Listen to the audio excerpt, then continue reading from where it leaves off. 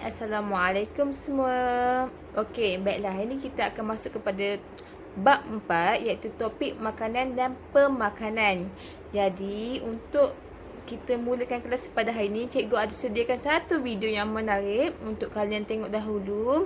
Dan lepas kita tengok, kita akan bincangkan soalan dan kita akan huraikan apa itu makanan, pemakanan dan nutrien. Okey, jom kita tengok.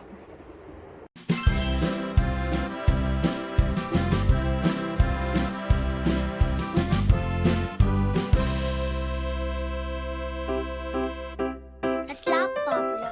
Jom Rara kita makan sama-sama. Awak bawa makanan apa, Mimi? Tengok ni, saya bawa semua makanan yang saya suka. Ada nugget, ada keropok, coklat. Mimi, tak eloklah makan makanan yang macam tu. Lah, kenapa pula tak boleh makan? Makanan-makanan macam tu tak berkhasiat lah. Habis, macam mana ni? Mari Rara terangkan.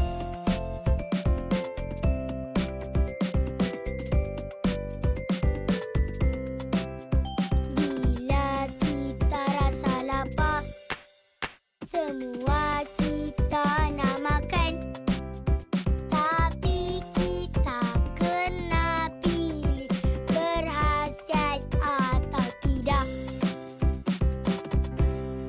Oh, baru Mimi tahu. Ada makanan yang berkhasiat dan ada makanan yang kurang berkhasiat. Ya, Mimi, betul tu. Makanan tak sihat, banyak garam, banyak gula, banyak lemak. Ini semua makanan tak berkhasiat.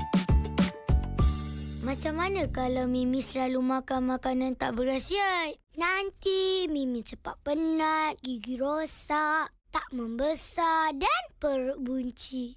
Hihihi. Hah? Ya ke? Tak naklah macam tu. Kalau macam tu, jom kita gantikan dengan makanan yang berkhasiat. Jom Rara, kita makan makanan berkhasiat je lepas ni. Kita pandai. Jom, jom, jom, jom, jom. Kita makan secara sihat. Jom, jom, jom, jom, jom. Makan makanan berkhasiat. Jajan tukar kacang, sosis tukar sandwich, air manis tukar susu, lollipop tukar buah. Jom, jom, jom, jom, jom. Kita makan secara sihat. Jom, jom, jom, jom, jom. Makan makanan berkhasiat. Jom kita sihat bersama. Jom, jom, jom, jom, jom. Kita sihat bersama. Jom, jom, jom, jom, jom. Kita sihat bersama. Makan makanan berkhasiat, amalkan suku-suku separuh. Nampaknya semua dah tontonkan video Rara tadi. Okey, berdasarkan video tadi, cikgu nak tanya dua soalan iaitu yang pertama, apakah makanan yang Mimi bawa tadi? Okey, untuk soalan yang kedua, apakah jenis makanan sihat dalam video Rara tadi? Okey, dalam pertanyaan cikgu tadi ni, cikgu nak kita bincang dalam grup Telegram. Lepas tu, kita akan masuk kepada standard pembelajaran kita pada hari ini. Okey, yang pertama adalah mendefinisi makanan, pemakanan, nutrien dan pelawas. Okey, yang kedua iaitu kita akan belajar menerangkan kepentingan pengambilan makanan, air dan pelawas kepada manusia. Okey, yang ketiga kita akan belajar mengklasifikasi nutrien serta fungsi setiap nutrien. Okey, baiklah kita akan masuk kepada part poin 1.1 iaitu mendefinisi makanan, pemakanan dan pemakanan, nutrien dan pelawas. Okey. Untuk kita lebih faham definisi makanan, pemakanan, nutrien dan pelawas, baiklah kita masuk kepada makanan. Okey, apa itu makanan? Iaitu makanan yang boleh dimakan sama ada dalam bentuk pepejal ataupun cecair. Jadi, pengambilan makanan yang seimbang ni didapat memenuhi keperluan fizikal kita dari segi apa? Dari segi fisiologi, fisiologi dan sosial. Penting tak makanan sihat? penting. Pentinglah untuk kita lebih sihat, lebih ceria. Macam kita hari ni kita ceria sebab apa? Sebab kita makan makanan yang sihat. Okey, seterusnya iaitu kita masuk kepada pemakanan. Okey, pemakanan yang merupakan kajian saintifik terhadap pengambilan makanan dan fungsinya kepada tubuh badan manusia. Jadi, pemakanan ni mempengaruhi kuantiti dan nutrien dan dia mempengaruhi proses pertumbuhan tubuh kita lah untuk lebih sihat, dan dia membantu juga proses pertumbuhan dari segi pertumbuhan, pemulihan dan pengawalan tubuh badan kita. Jadi pemakanan tu penting tak? Penting lah pemakanan tu sebab dia mempengaruhi nutrien dan kuantiti untuk diproses. Okey, jadi apa itu nutrien? Nutrien tu apa sebenarnya? Okey, nutrien merupakan komposisi kimia dalam makanan. Okey, nutrien terdiri daripada protein, karbohidrat, lemak, garam dan mineral. Okey, tapi air dan pelawas tu merupakan nutrien ke? Tak. Air dan pelawas bukan nutrien, tapi dia penting untuk proses pemakanan manusia. Okey, setiap protein ni dia memerlukan komposisi sumber, fungsi dan kesan berlebihan, kesan kekurangan. Jadi pengambilan nutrien dalam kadar dan kuantiti tertentu dia mempengaruhi diet seimbang kita. Jadi kita akan lebih huraikan topik nutrien dengan lebih lanjut waktu sub topik seterusnya. Jadi kita masuk kepada definisi pelawas. Okey, pelawas merupakan makanan yang kaya dengan bahan yang tidak dapat dicerna. Terutamanya apa? Selulosa. Jadi pelawas ni sebenarnya apa?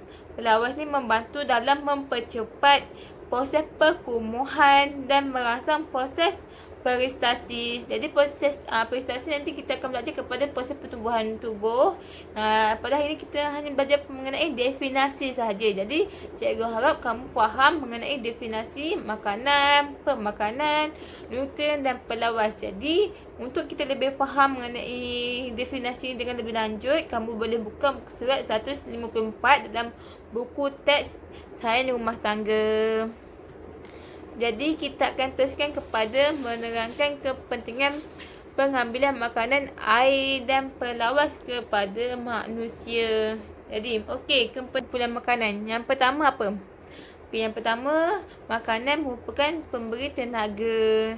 Jadi, makanan dapat memberi tenaga kepada tubuh badan melalui karbohidrat, lemak dan protein. Jadi, tenaga diperlukan untuk aktiviti luar dan dalam tubuh badan seperti pernafasan, pergerakan jantung dan perkumuhan. Okey.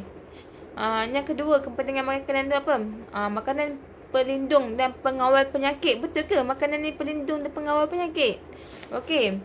Makanan yang mengawal dan menjaga tubuh badan melalui garam, mineral, vitamin, selulosa dan air. Dia merupakan makanan pelindung dan pengawal penyakit. Biasanya terdiri daripada apa?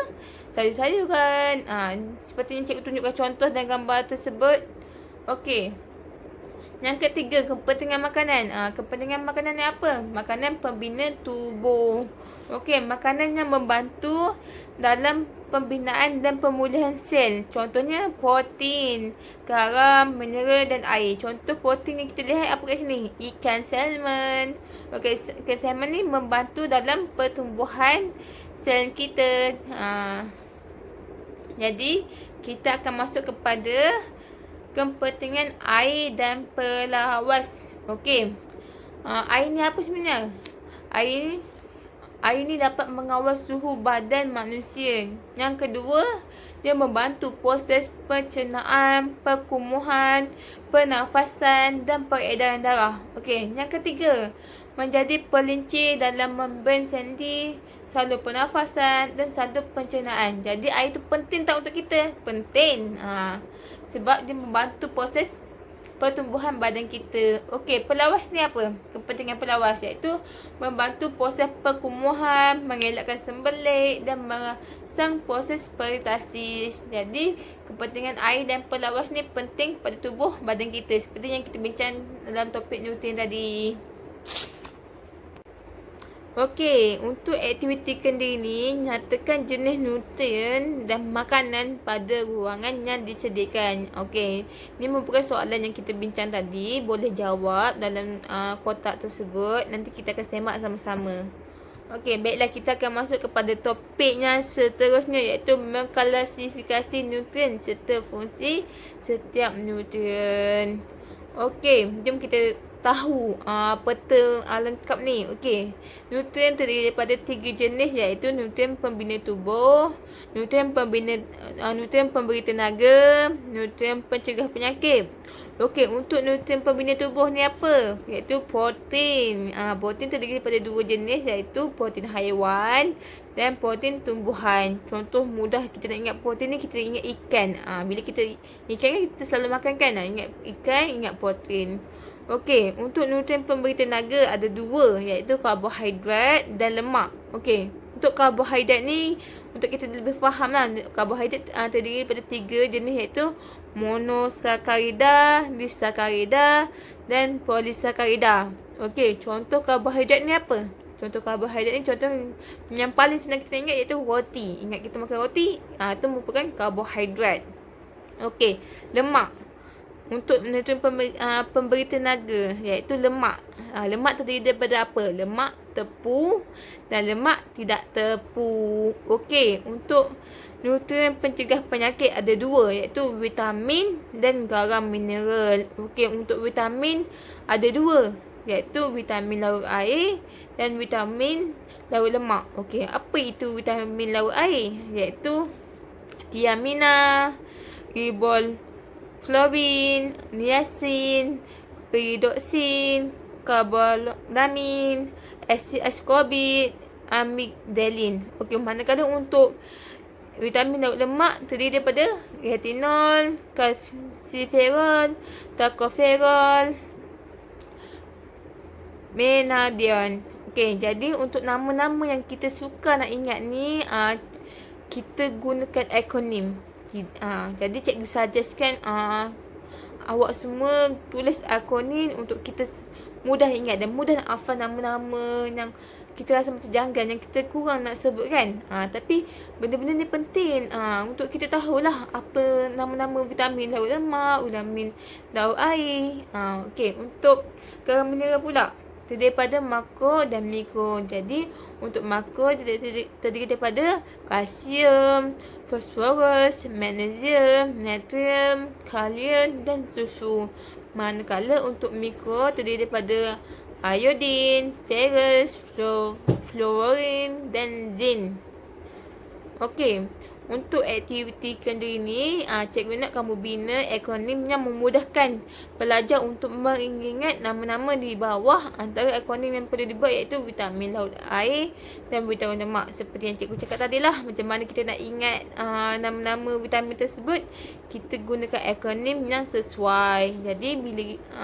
Jadi cikgu nak setiap pelajar gunakan akronim yang sesuai. Nanti kita kongsi sama-sama dengan rakan-rakan kita yang lain, dan kita bantu kawan-kawan kita lain untuk ingat nama-nama ni. Kita kena saling bantu-membantu untuk memudahkan semua kawan-kawan kita yang lain juga faham apa yang kita belajar. Jadi mereka juga tak ketinggalan. Jadi untuk pembelajaran kita pada hari ini dah tamat. Jadi cikgu mengucapkan terima kasih kepada pelajar yang fokus tengok video cikgu sampai akhir.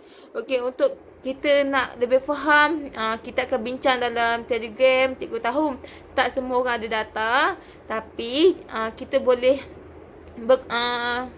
bersembang, masih boleh bertanya dengan cikgu. Sekiranya tak faham, teruskan bertanya. Nanti cikgu akan bantu juga kamu untuk lebih faham mengenai topik makanan dan pemakanan ni.